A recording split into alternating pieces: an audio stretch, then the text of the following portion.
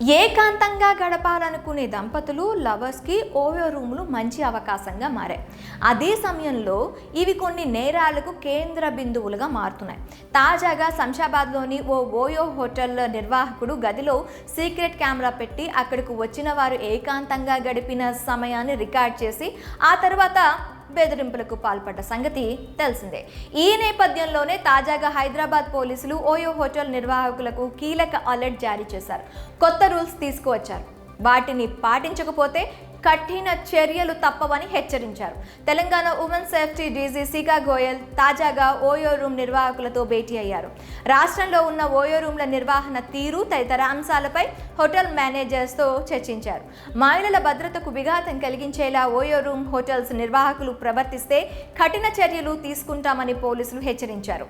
ఈ నేపథ్యంలోనే OYO room నిర్వాహకులకు హైదరాబాద్ పోలీసులు ముఖ్య సూచనలు చేశారు. హోటల్కు వచ్చే ప్రతి ఒక్కరి ఐడి ప్రూఫ్ చెక్ చేయాల్సిందిగా పోలీసులు ఆదేశాలు జారీ చేశారు. ఓయో హోటళ్లు తమ సీసీటీవీ ఫుటేజ్ నిల్వను 90 రోజులు మించి ఉంచాలని, అలానే ప్రతి వారం నెలకు ఒకసారైనా ఈ సీసీటీవీ వ్యవస్థల పనితీరుని పరిశీలించాలని అన్నారు.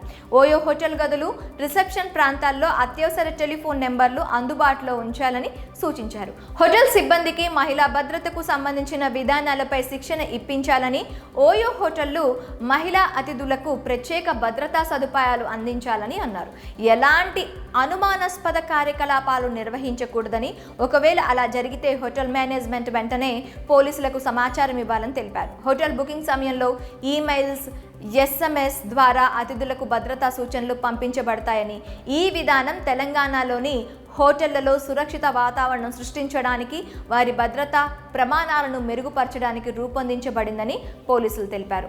మహిళా భద్రతా విభాగం స్థానిక పోలీస్ అధికారులతో కలిసి ఈ మార్గదర్శకాల అమలు సమీక్ష చేయడానికి పనిచేస్తుందని అన్నారు.